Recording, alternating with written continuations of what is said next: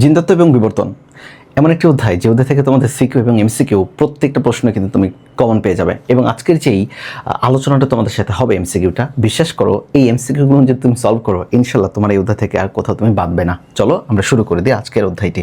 ওকে, প্রথমে দেখো সবচেয়ে একটা পরিচিত একটা প্রশ্ন লেখা হচ্ছে, সর্বপ্রথম জেনেটিক্স শব্দ কে প্রচলন করেন? জেনেটিক্স শব্দটি সর্বপ্রথম ব্যবহার করেন উইলিয়াম বেটসন। এটা একদম আমাদের একটা মুখস্থ জিনিস, এটা নিয়ে কোনো কনফিউশন থাকার কথাই না আর কি এটাতে। এরপরের দিকে চলে আসি আর কি। দেখো 2 নম্বরে কি বলেছে, বংশগতিবিদ্যা মানে জেনেটিক্সের জনক। ওকে, বংশগতিবিদ্যা বা জেনেটিক্সের জনককে, জনক আমরা তো সবাই জানি বাবা বা দাদা, দাদা নাম হচ্ছে মেন্ডেল দাদু, গ্রেগর জোহান মেন্ডেল। উনি ছিলেন মূলত অস্ট্রিয়ার অধিবাসী। অস্ট্রেলিয়া না, অস্ট্রিয়া। কিসের অধিবাসী? অস্ট্রিয়ার অধিবাসী। এতটুকু একটু মনে রেখো আর কি। আচ্ছা ওকে, আচ্ছা চলো এর পরের প্রশ্ন হচ্ছে, মেন্ডেলের প্রথম সূত্রকে কি বলে? মেন্ডেলের প্রথম সূত্রে মূলত 3টা নাম রয়েছে। তো এর আগে আমরা একটু জেনে নিই। উত্তর তো পৃথকীকরণ সূত্র হবে, এটা আমরা সবাই জানি আর কি, বাট এখানে কয়েকটা জিনিসের দিকে একটু আমরা খেয়াল করি।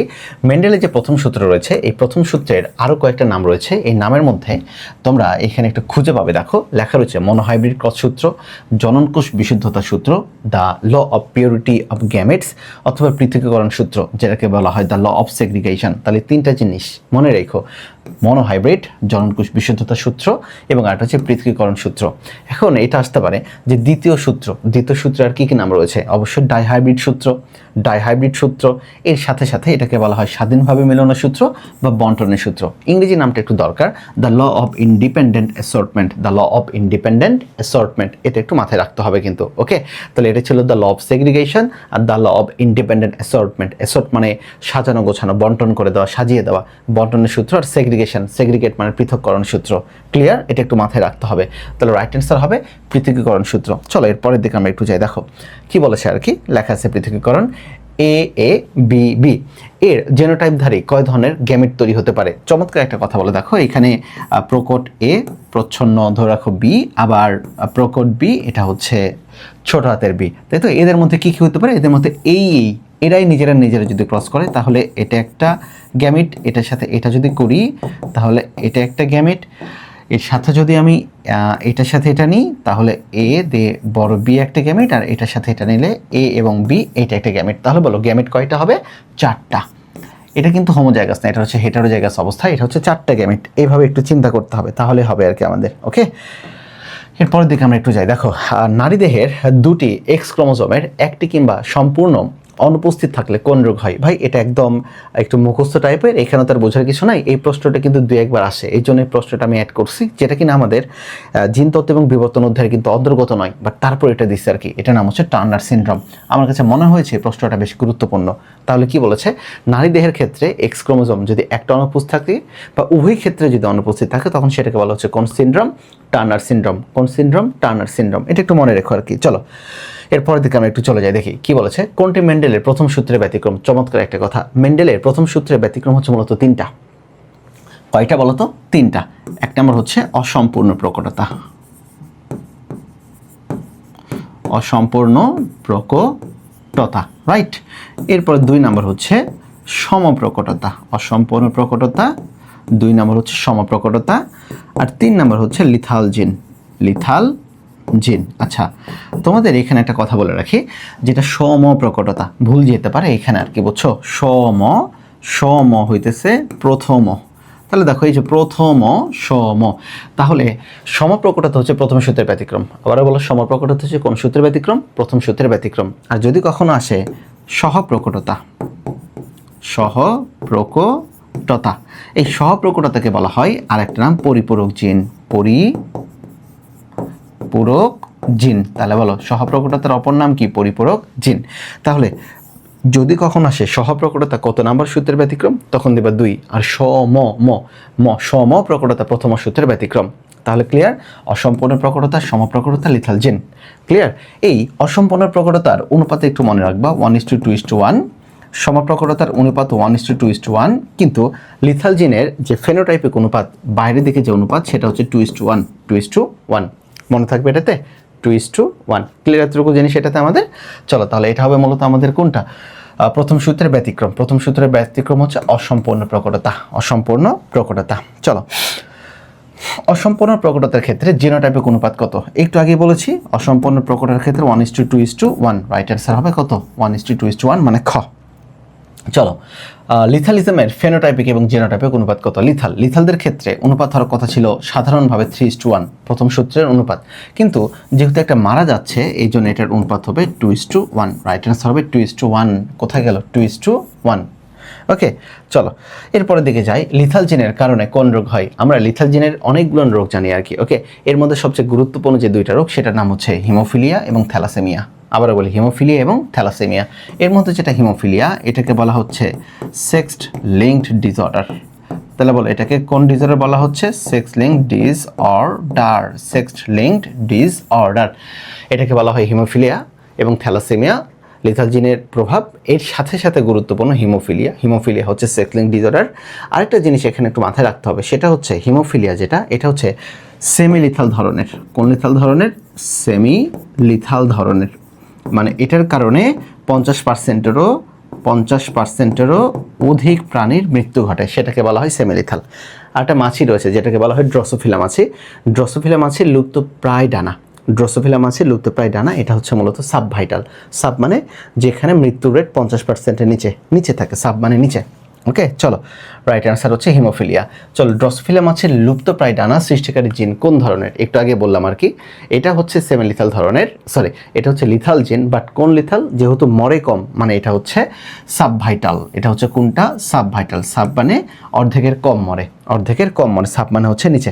এটা গুরুত্বপূর্ণ একটা জিনিস। চলো, কোন জিনের কারণে মেন্ডেলের সূত্রের অনুপাত পরিবর্তিত হয়ে 13:3 হয়?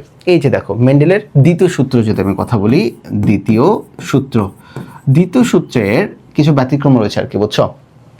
দ্বিতীয় সূত্রের কিছু ব্যতিক্রম রয়েছে। ব্যতিক্রমের মধ্যে 1 নম্বর হচ্ছে পরিপূরক জিন। 1 নম্বর কোন জিন বলো তো?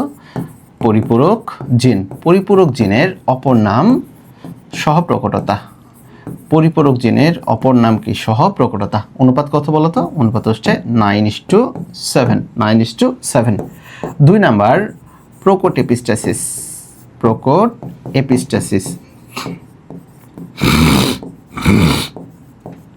প্রোকোটেপিস্টাসিস অনুপাত হচ্ছে 13:3। আর 3 নাম্বার যেটা আমি লিখে দিলাম, যদি 3 নাম্বার, এটা হচ্ছে দ্বৈত প্রচ্ছন্ন এপিস্টাসিস। এদের অনুপাতও 9:7। তাহলে দেখো তো এখানে বলেছে 13:3, তাহলে 13:3 শুধুমাত্র একটা থাকে, তাহলে প্রোকোটেপিস্টাসিস উদাহরণটা হবে কোনটা? লেখে নাই, এপিস্টাসিস দিলেই হবে। প্রকট দিলে খুবই ভালো হতো আর কি। ওকে, এটা হচ্ছে এপিস্টাসিস। এটা হচ্ছে কি? এপিস্টাসিস হবে মূলত প্রকট এপিস্টাসিস। চলো, কোন জিনের জন্য ফেনোটাইপিক অনুপাত? এই যে দেখো কোন জিনের জন্য ফেনোটাইপিক অনুপাত 13:3 হয়? একটু আগেই বলেছিলাম এপিস্টাসিস, কিন্তু কোন এপিস্টাসিস বলো তো? প্রকট এপিস্টাসিসের কারণে 13:3 হয়। আর দ্বৈত প্রচ্ছন্ন এপিস্টাসিস হলে কত হবে? 9:7।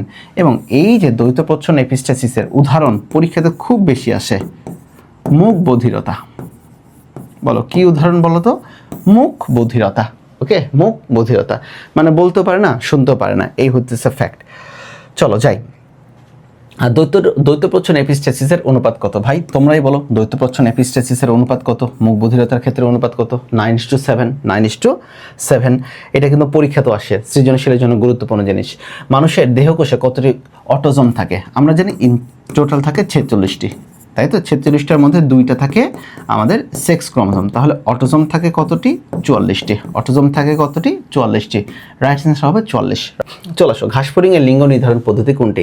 এইখান থেকে প্রশ্ন তোমাদের এসেই থাকবে আর কি। ওকে, ঘাসফড়িংয়ের ক্ষেত্রে লিঙ্গ নির্ধারণ যে পদ্ধতি সেটা হচ্ছে XXXO। রাইট অ্যান্সার হচ্ছে খ, XXXO।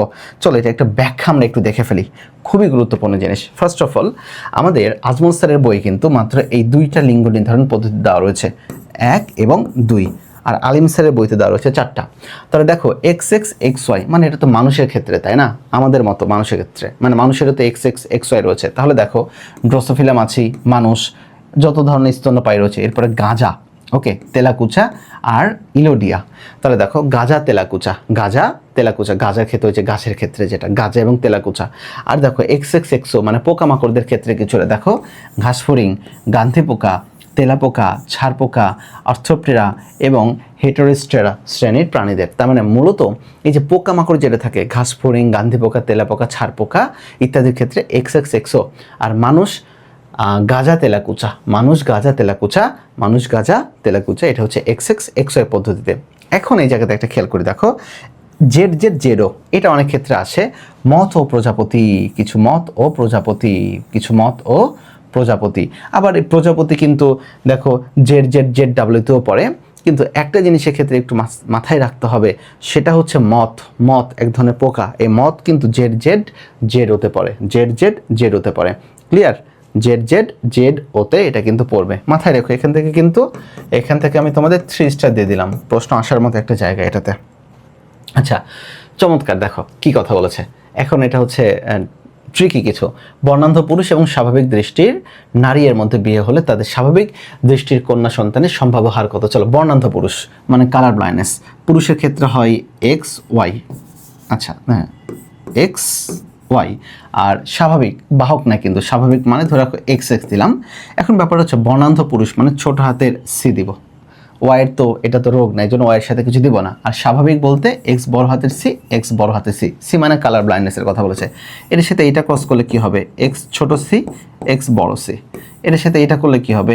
X ছোট c, X বড় c। তারপরে এটার সাথে যদি এটা ক্রস করি তাহলে এটা আসবে X বড় c y, এটা আসবে X বড় c y। আচ্ছা, XY মানে দুইটাই ছেলে, যেহেতু বড় হাতের C মানে ধরে নিব যেহেতু এটা প্রকট, বড় হাতের C মানে প্রকট, বড় হাতে সি থাকলে মানে স্বাভাবিক। আর যদি ছোট হাতে সি থাকে মানে সি মানে কালার ব্লাইন্ডনেস, অথবা ছোট হাতেরও না, যদি এইচ উপরের দিকে থাকে, হিমোফিলিয়া যদি উপরের দিকে থাকে, তাহলে মনে রাখতে হবে যেগুলো উপরের দিকে একটু চিহ্ন থাকে, যেমন হিমোফিলিয়ার ক্ষেত্রে এটা এইরকম থাকবে যদি সে রোগাক্রান্ত হয়, আর যদি সাধারণ হয় তাহলে XH এইভাবে থাকবে আর কি। বুঝতে পারছো এটাতে? আচ্ছা, তার মানে এই যে X ছোট মানে উপরের দিকে যে সিটা দিলাম এটা হতেছে বর্ণান্ধের জন্য দায়ী জিন। তাহলে দুইটা ছেলে হচ্ছে স্বাভাবিক।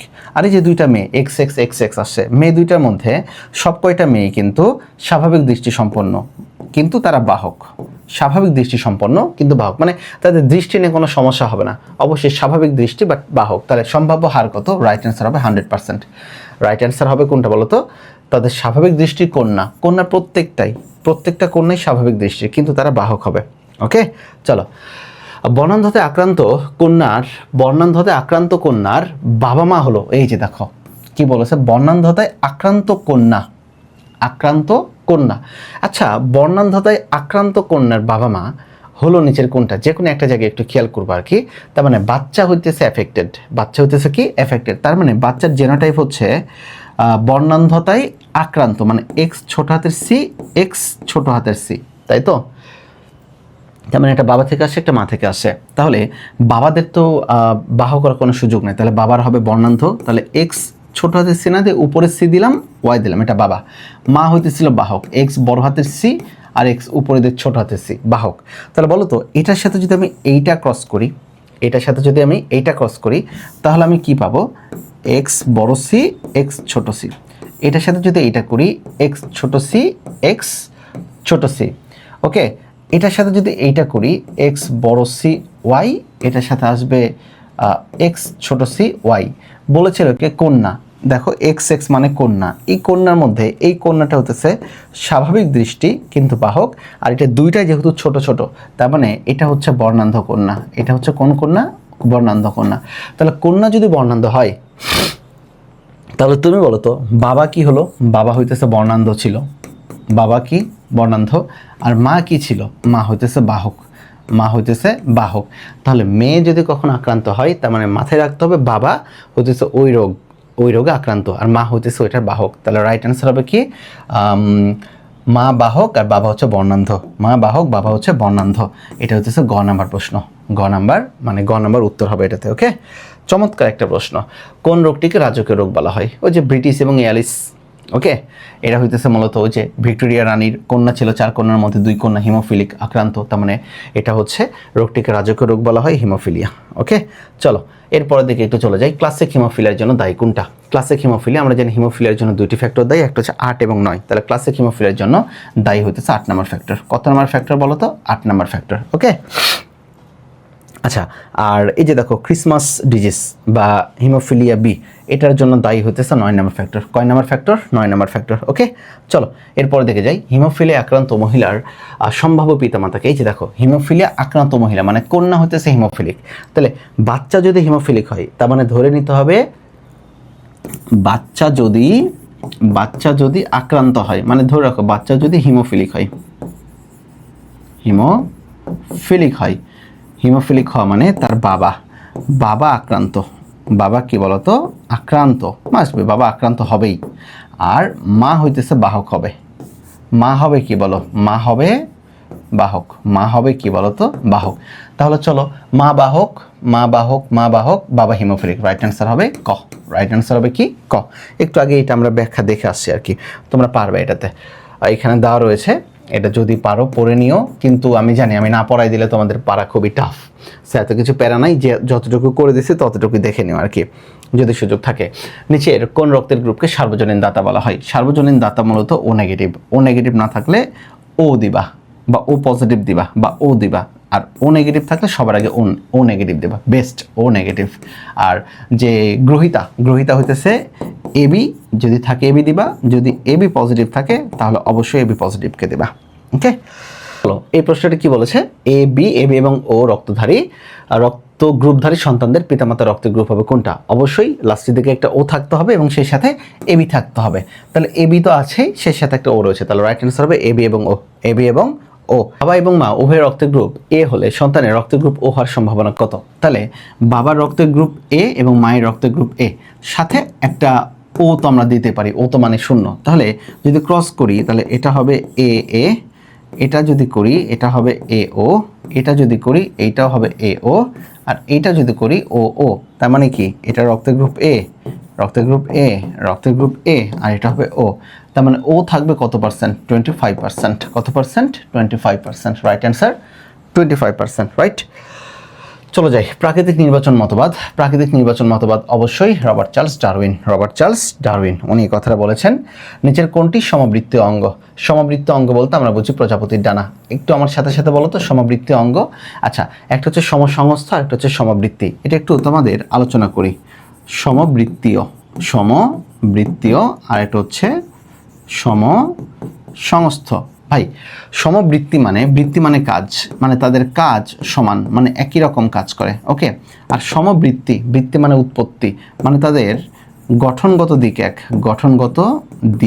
এক, তাদের গঠনগত দিক কি বলতো?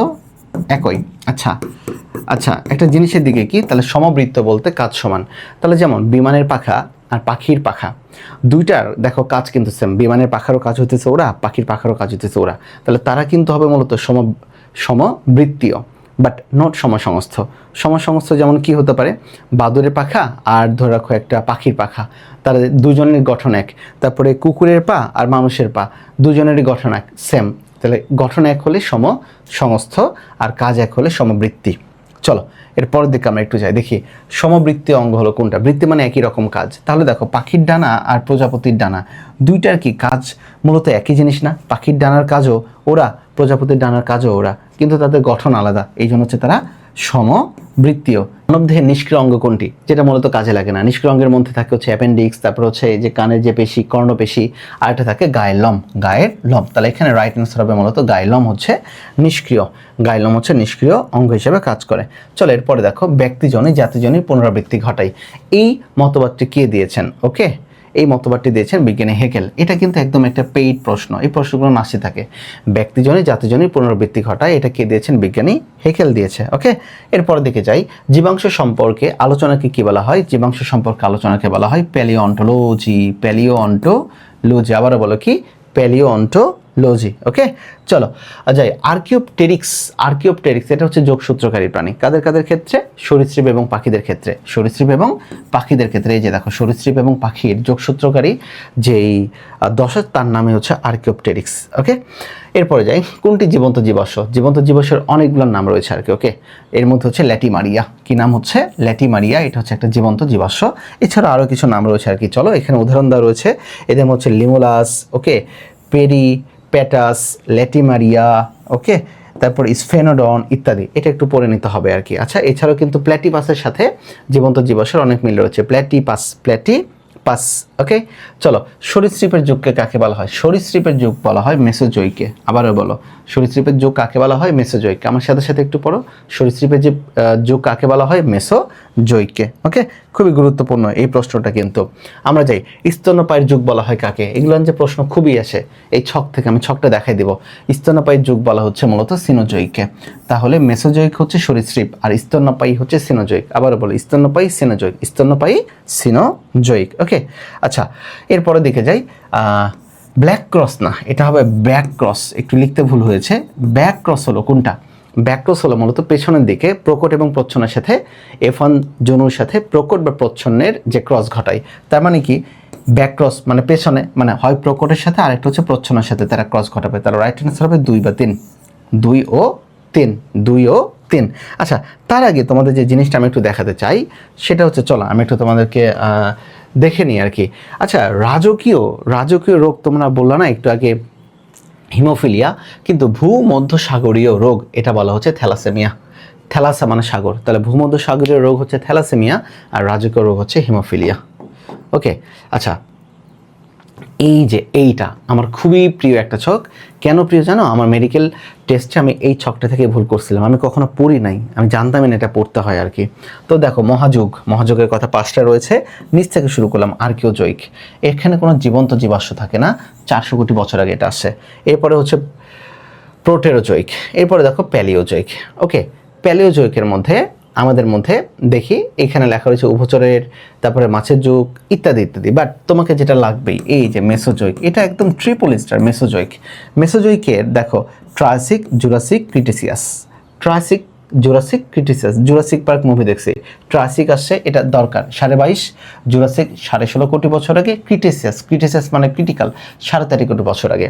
এবং এটাকে বলা হচ্ছে মূলত সরীসৃপের যুগ, দ্য এজ অফ রেপটাইলস।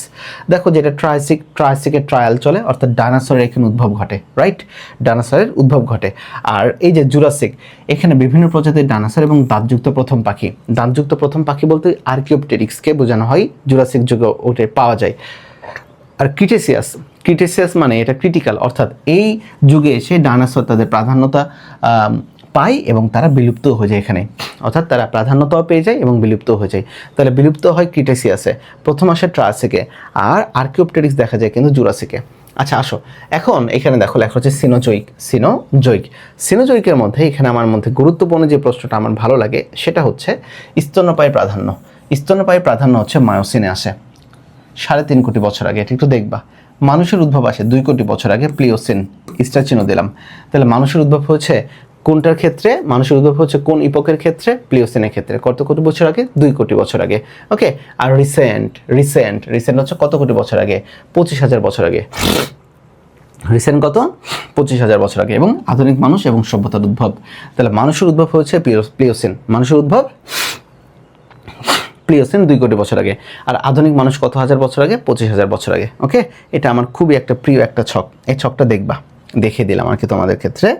চলো, এরপরের দিকে আমরা একটু যাই, দেখি কি বলেছে। কোনগুলো মেন্ডেলের প্রথম সূত্রের ব্যতিক্রম? মেন্ডেলের প্রথম সূত্রের ব্যতিক্রম হচ্ছে 3টা, অসম্পূর্ণ প্রকটতা, লিথাল জিন আর সমপ্রকটতা। মানে এটা হবে না, রাইট অ্যান্সার হবে 1 ও 3। চলো যাই। কনজেনিটাল ইকথিওসিস বলতে কি বোঝায়? কনজেনিটাল ইকথিওসিস এটা হচ্ছে একটা মূলত যে লিথাল জিন থাকে, লিথাল জিনের জন্য একটা, মানে লিথাল জিন মূলত এটার জন্য দায়ী। তাহলে প্রচ্ছন্ন লিথাল জিন দায়ী, হ্যাঁ রাইট। কনজেনিটাল ইকথিওসিস হলে টোটালি চামড়াটা আঁশের মতো ফেটে যায়, তাহলে ত্বক মাছের আঁশের মতো হয়ে যায়, হৃদরোগ এবং রক্তশূন্যতা দেখা যায় না। এটার সাথে যায় না, মূলত 1 আর 2 হবে রাইট অ্যান্সার, 1 আর 2 হবে রাইট অ্যান্সার। ওকে, চলো যাই। এবি রক্তের গ্রুপের ক্ষেত্রে প্রযোজ্য কোনটা? রক্তের গ্রুপ এবি, রক্তের গ্রুপ সবসময় করা হয়েছে অ্যান্টিজেনের উপরে ভিত্তি করে। তার মানে এবি মানে এদের অ্যান্টিজেন হচ্ছে এ এবং বি, আর অ্যান্টিবডি নাই। তাহলে দেখো কি কথা বলেছে, উভয় অ্যান্টিজেন বিদ্যমান। হ্যাঁ, এ এবং বি অ্যান্টিজেন বিদ্যমান। এবি হচ্ছে সার্বজনীন গ্রহীতা, হ্যাঁ এটাও ঠিক। আর উভয় অ্যান্টিবডি অনুপস্থিত, হ্যাঁ এদের কোনো অ্যান্টিবডি থাকে না। রাইট অ্যান্সার হচ্ছে 1, 2, 3। 3। চলো, আরইচ ফ্যাক্টর জনিত সমস্যা হলো কোনটা? আরইচ ফ্যাক্টরে দুইটা সমস্যা থাকে, রক্ত সঞ্চালনের জটিলতা এবং গর্ভধারণজনিত জটিলতা। এবং গর্ভধারণজনিত জটিলতায় একটা রোগ দেখা যায় যার নাম হচ্ছে এরাইথ্রোব্লাস্টোসিস ফিটালিস। এরাইথ্রোব্লাস্টোসিস ফিটালিস। তাহলে বলো এরাইথ্রোব্লাস্টোসিস ফিটালিস। ওকে, এই যে গর্ভধারণজনিত জটিলতা, এটার কারণে এরাইথ্রোব্লাস্টোসিস ফিটালিসের কারণে বাচ্চার জন্ডিস ডেভেলপ করে। বাচ্চার কি ডেভেলপ করে? জন্ডিস, এবং সেই সাথে অ্যানিমিয়া ডেভেলপ করে। সেই সাথে কি ডেভেলপ করতে পারে? অ্যানিমিয়া। আর হচ্ছে রক্ত সঞ্চালনের জটিলতা, নট রক্ততঞ্চন না, কিন্তু রক্ততঞ্চনের জটিলতা নয়, কিন্তু বলেছে কি রক্ত সঞ্চালন, মানে রক্ত চলাচলে ঝামেলা হতে পারে। আর মাসকুলার ডিস্ট্রফি এটার মধ্যে পড়ে না। তার রাইট অ্যান্সার হবে 1 এবং 3। 1 এবং 3। ওকে, চলো এরপরের দিকে যাই আর কি আমরা। মানবদেহের অকার্যকর এবং অগঠিত অঙ্গ কোনটা? কর্ণপেশী, হ্যাঁ। অ্যাপেন্ডিক্স, হ্যাঁ। এরপরে দেখো উপপল্লব, এটাও হচ্ছে মূলত রাইট অ্যান্সার। তাহলে রাইট অ্যান্সার হবে মূলত 1 2 3। 1 2 3। চলো, উদ্দীপক সোয়াদ মুখ ও বধির, এদের জিনোটাইপ দেওয়া রয়েছে, বড় হাতের ডিডি, ছোট হাতের ই, এবং সোহানা মুখ এবং বধির, মানে দুজনেই ছোট হাতের ডিডি, বড় হাতের ই। এর স্বামী স্ত্রী এবং তাদের একটা কন্যা সন্তান রয়েছে। আচ্ছা, দুজনেরই যদি মুখ বধির হয়, তাহলে তাদের প্রথম যে সন্তানটা, মানে এই যে একটা কন্যা সন্তান, এই সম্পূর্ণভাবে স্বাভাবিক হবে। তাহলে সম্পদ অনুসারে উক্ত দম্পতির সন্তান, মানে কন্যাটি হবে 100% স্বাভাবিক, বাকশ্রবণক্ষম। কেন? একটা জিনিসের দিকে দেখি আর কি। দেখো আমাদের এরপরে কি লেখা রয়েছে আর কি, 100%। দেখো দেওয়া রয়েছে কি, এই জায়গার দিকে একটু তাকায় আর কি। দেখো আমাদের এখানে দেওয়া রয়েছে পুরুষ মুখবধির, স্ত্রী মুখবধির। কমন নিলাম বড়ডি, ছোটডি, বড়ই। এখন এদের জেনোটাইপ যদি সাজাই, তাহলে দেখো বড়ডি, ছোটডি, বড় ই এবং ছোট ই। কিন্তু আমরা তো জানি এটা হচ্ছে দ্বৈত প্রচ্ছন্ন এপিস্টাসিস। এখানে প্রচ্ছন্ন জিন রয়েছে, আমি জানি ছোটটি এবং ছোট ই প্রচ্ছন্ন জিন, কিন্তু তারা তো দ্বৈত অবস্থায় নাই। দ্বৈত অবস্থায় যদি থাকতো তাহলে তারা মুখবধির হতো, কিন্তু প্রচ্ছন্ন জিন এখানে দ্বৈত অবস্থায় নাই। দ্যাটস ওয়াই প্রথম যে বাচ্চা F1 জনুর প্রথম বংশধরের বাচ্চাগুলো সবাই হবে স্বাভাবিক। কিন্তু এই যে বাচ্চাটা, এটা কিন্তু বাহক হিসেবে কাজ করবে। এই বাচ্চাটার সাথে যখন আবার আমি ক্রস করব, একই বাচ্চা মানে বাহক ধরনের যদি ক্রস করে দেখবা 16টা বাচ্চা উৎপাদন যদি হয় F2 জনুতে, তখন তাদের অনুপাত হবে 9:7। 9:7 মধ্যে 9 জন ভালো আর 7 জন হবে মুখবধির। 7 জন হবে কি? মুখবধির। অর্থাৎ প্রথম জনের ক্ষেত্রে সবাই হবে স্বাভাবিক, আর দ্বিতীয় জনের ক্ষেত্রে 9 জন স্বাভাবিক আর 7 জন হবে কি বলতো? মুখবধির। চলো, এই যে এটাই দেওয়া রয়েছে, মুখবধির হবে। যাই, উদ্দীপক অনুসারে উক্ত দম্পতির কন্যা সন্তানের অনুরূপ জিনোটাইপ বিশিষ্ট ছেলের সাথে যদি বিয়ে হয়, তাহলে তাদের অনুপাত কত হবে? মানে F2 জনেতে একটু আগে পড়েছি, অনুপাত কত? 9:7। এবং এটা হচ্ছে দ্বিতীয় সূত্রের ব্যতিক্রম, যেটাকে বলা হয় দ্বৈত প্রচ্ছন্ন এপিস্টাসিস। রকির রক্তের গ্রুপ বি পজিটিভ, তার ভাইয়ের রক্তের গ্রুপ AB পজিটিভ। চলো, রকির রক্তে পজিটিভ মানে আরইস উপস্থিত, হ্যাঁ এটা উপস্থিত। অ্যান্টিজেন বি উপস্থিত, আর অ্যান্টিবডি বি না। অ্যান্টিবডি যদি বি পজিটিভ হয় তাহলে আরইস পজিটিভ এবং অ্যান্টিজেন বি পজিটিভ। আর অ্যান্টিবডি হইতেছে আলফা পজিটিভ বা এ পজিটিভ। তার রাইট অ্যান্সার হবে 1 এবং 2। 1 এবং 2। আর তার ভাইয়ের AB পজিটিভ। চলো তার ভাইটা দেখি কি বলেছে।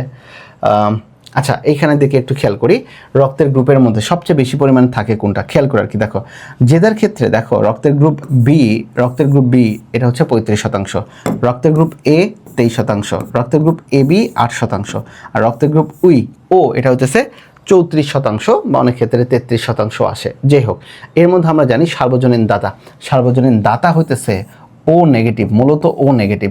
আর সার্বজনীন গ্রহীতা হচ্ছে AB পজিটিভ। পজিটিভ নেগেটিভ না থাকলে শুধু AB অথবা শুধু ও দিবা। চলো, রকির ভাইয়ের ক্ষেত্রে কোনটি সঠিক? রকির ভাইয়ের ছিল AB পজিটিভ। আচ্ছা, AB পজিটিভ মানে কি? সার্বজনীন দাতা গ্রুপ, গ্রহীতা গ্রুপ। শুধু অ্যান্টিজেন বি উপস্থিত, না। অ্যান্টিবডি A উপস্থিত, না। তাহলে রকির কাছ থেকে রক্ত নিতে পারবে কিভাবে? চলো, রকির রক্তের গ্রুপ কি ছিল? বি পজিটিভ, আর রকির ভাইয়ের রক্তের গ্রুপ হচ্ছে AB পজিটিভ। তাহলে এখানে রক্ত দিবে হচ্ছে কে? রকি রক্ত দিবে, এই যে রক্ত এই দিক থেকে আসবে। তাহলে চলো তো, এই যে আমাদের যার বডিতে রক্ত আসবে তার বডিতে কি কি রয়েছে একটু চিন্তা করি। অ্যান্টিজেন A, বি মানে অ্যান্টিজেন বি, এবং আর ইস মানে আর ইস পজিটিভ। এইখানে কী কী রয়েছে? যে দিবে রক্ত, অ্যান্টিজেন বি, আর ইস পজিটিভ। যে দিবে সে কি এই ঘরে আগে থেকে রেজিস্টার্ড কিনা চলাতে দেখেনি? বি ঢুকবে, হ্যাঁ বি কমন মানে ঢুকবে। আর ইস পজিটিভ, আর ইস ঢুকবে, হ্যাঁ আর ইস কমন মানে আর ইস পজিটিভ মানে আর ইস এখানে কমন, অর্থাৎ এই পুরো ব্লাডটাই B positive blood AB positive ব্লাডকে মানে এবি পজিটিভের বডিতে সে দিতে পারবে, অর্থাৎ রকির কাছ থেকে সে রক্ত নিতে পারবে।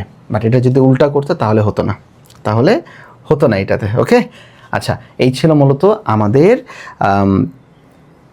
জিন তত্ত্ব এবং বিবর্তনের। এতটুকু যদি করো বিশ্বাস করো তোমার প্লাস নিয়ে কোনো চিন্তাই হবে না আর কি। ওকে।